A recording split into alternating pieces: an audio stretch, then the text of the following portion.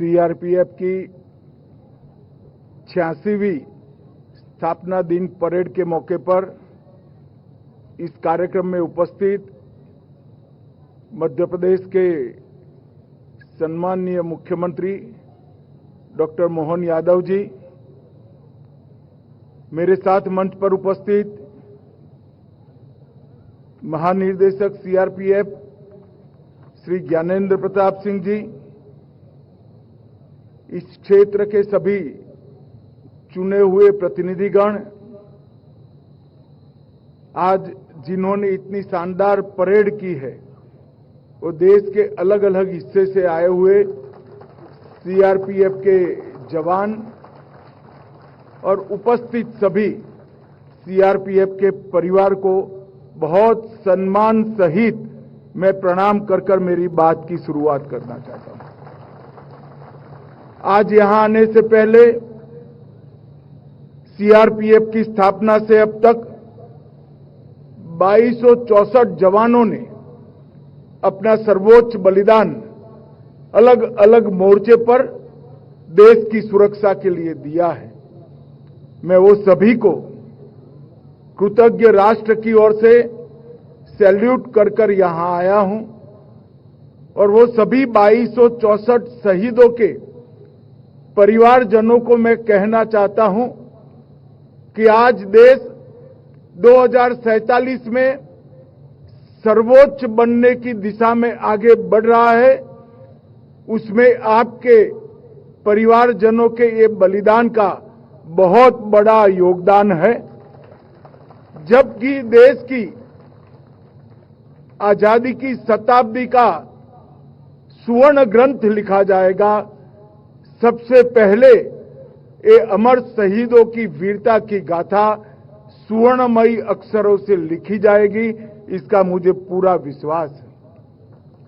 हमेशा सीआरपीएफ ने देश की एकता और अखंडता बनाए रखने के लिए अपना सर्वोच्च बलिदान देने में कोई कसर नहीं छोड़ी और इसीलिए जब भी देश में कहीं अशांति होती है और गृह मंत्री के नाते जब मुझे मालूम पड़ता है कि सीआरपीएफ का जवान वहां मौजूद है, मैं निश्चिंत होकर अपना बाकी काम करता हूं, क्योंकि मुझे भरोसा है कि सीआरपीएफ है तो विजय सीआरपीएफ के जवान की सुनिश्चित। भाइयों और बहनों, मोदी जी के सरकार दूसरी बार बनने के बाद 2019 में हमने निर्णय किया कि सभी सीएपीएफ का स्थापना दिन देश के अलग अलग हिस्सों में मनाया जाएगा। उसी के तहत आज ये वार्षिक परेड नीमच के अंदर मनाई जा रही है और आज यहां पर सीआरपीएफ के कई जवान, कई कार्मिक, उनको उनके उत्कृष्ट प्रदर्शन के लिए अलग अलग प्रकार के अलंकरणों से नवाजा गया है।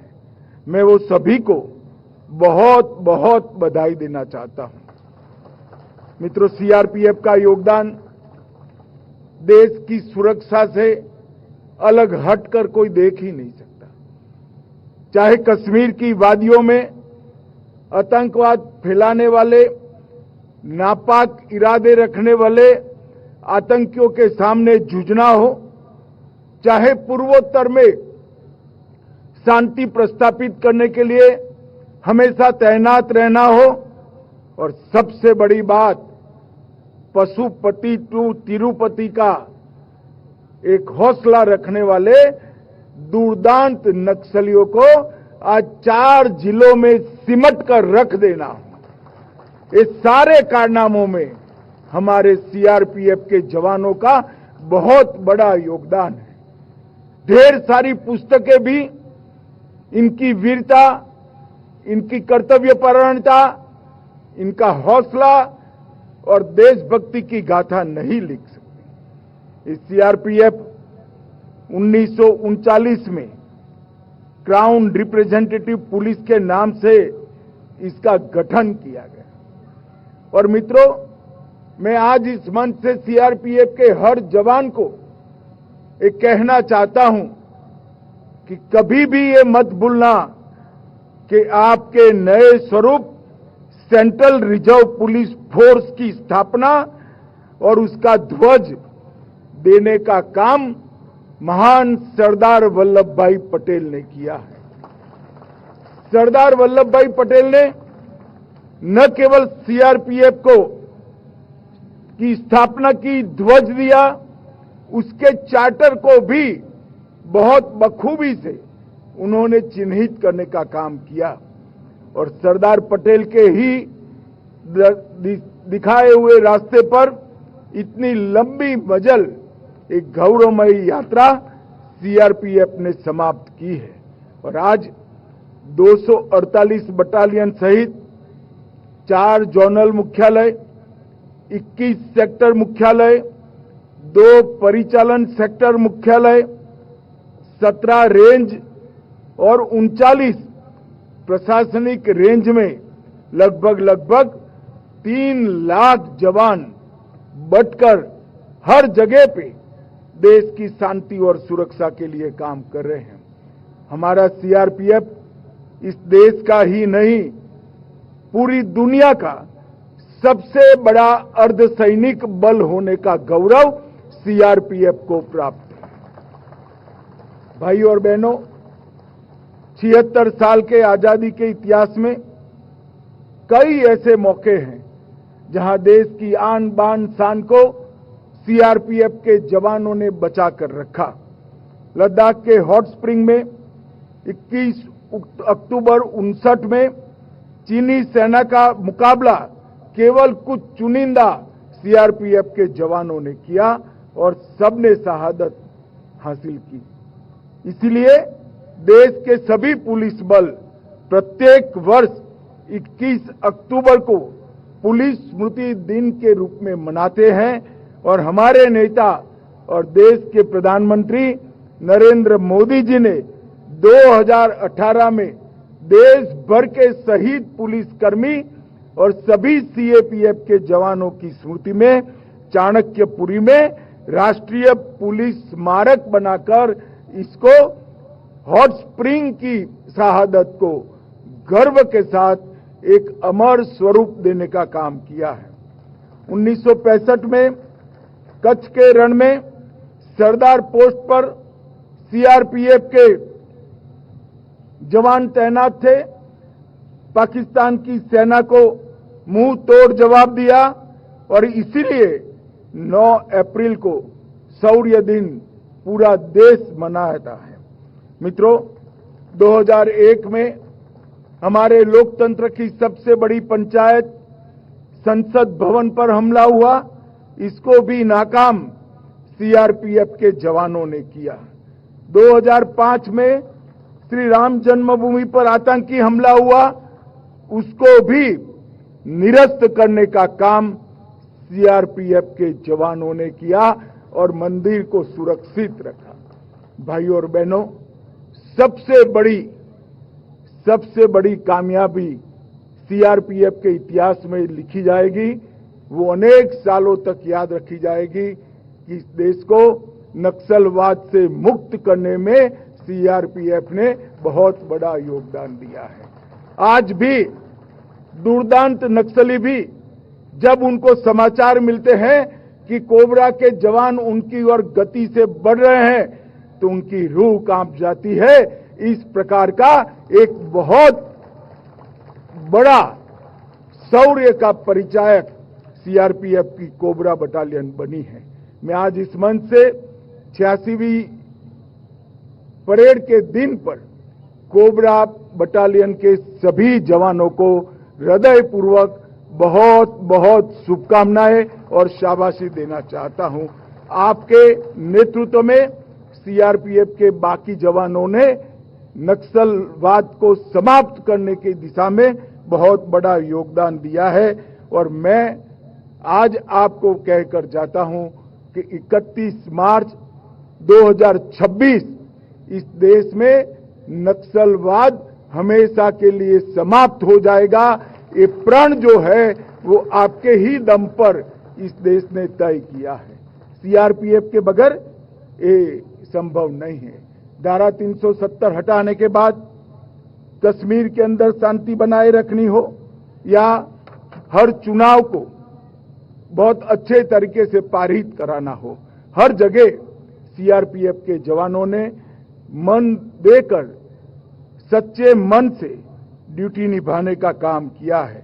और मैं एक बात निश्चित कहना चाहता हूं, धारा 370 हटने के बाद जब कश्मीर में विधानसभा के चुनाव हो रहे थे, बहुत सारी आशंकाएं हो रही थी, मगर मुझे गर्व है मेरे सीआरपीएफ और बाकी सुरक्षा बलों के जवानों ने इतनी सुरक्षा सुनिश्चित की कि एक बूथ को भी लूटने नहीं दिया और एक भी जगह गोली भी नहीं चलानी पड़ी।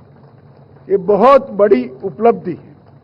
सीआरपीएफ ने विगत 5 साल में नक्सल क्षेत्र के अंदर 400 से ज्यादा फॉरवर्ड ऑपरेटिंग बेस स्थापित किए हैं और इसी का कारण है कि 10 साल में नक्सल हिंसा में 70% से ज्यादा कमी आई है और वो अब समाप्ति की ओर हम आगे बढ़ रहे हैं।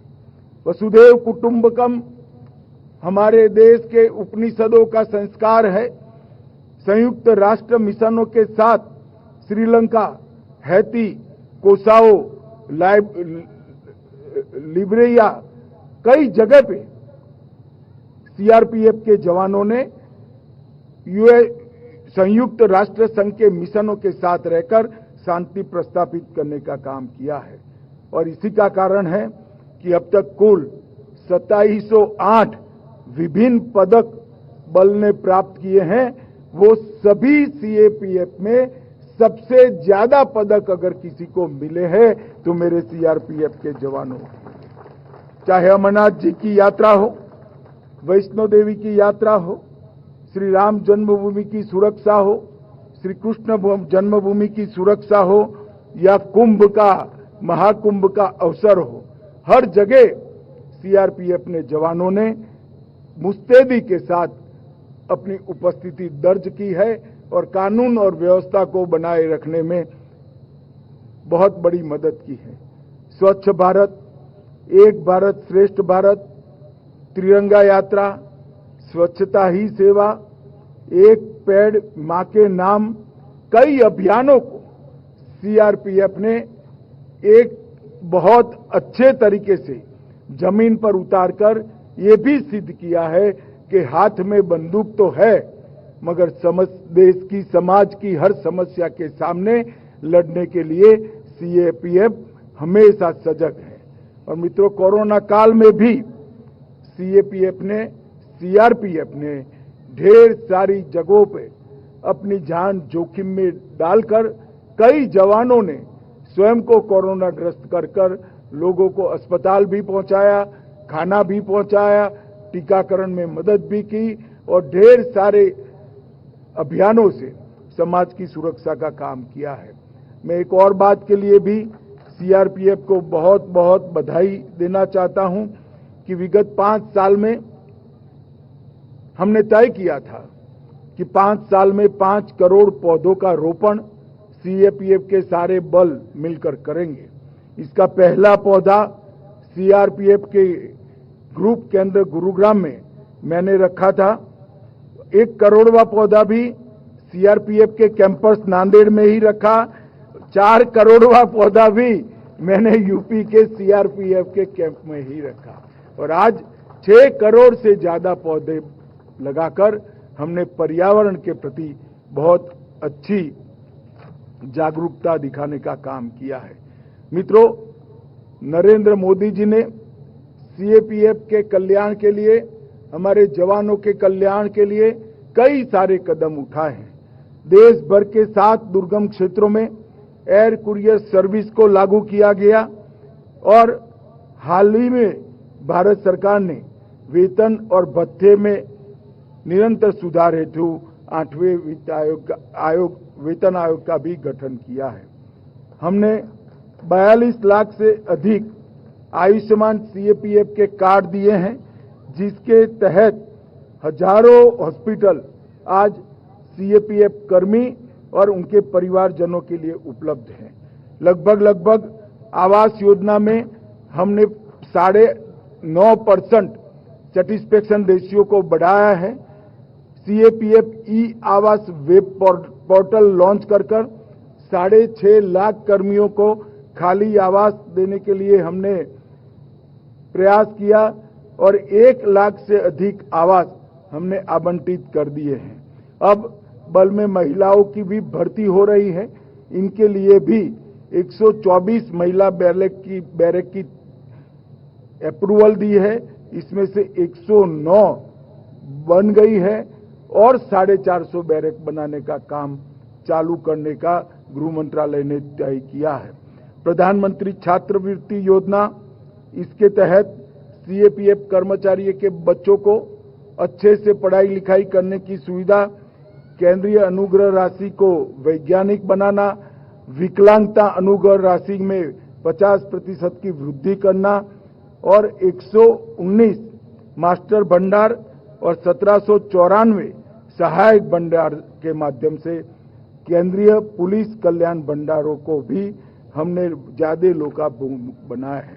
मित्रों, आज आपकी भव्य, मनमोहक, डिसिप्लिन और शानदार परेड को देखकर किसी का भी मन वाह सीआरपीएफ बोल जाए, इस तरह से आपने परेड की तैयारी की है। मैं सभी को बहुत बहुत बधाई देना चाहता हूं और मैं आज आशा व्यक्त कर जाता हूं कि नरेंद्र मोदी जी की सरकार ने जो प्रण लिया है 31 मार्च 2026 को इस देश में एक भी जगह नक्सलवादी उत्पात करने वाले लोग नहीं होंगे। इसमें सीएपीएफ को और विशेषकर सीआरपीएफ और कोबरा बटालियन को बहुत बहुत सफलता मिलेगी। आप सबको अनंत अनंत शुभकामनाएं और शहीदों के प्रति श्रद्धा व्यक्त कर मेरी वाणी को विराम देता हूं। वंदे मातरम।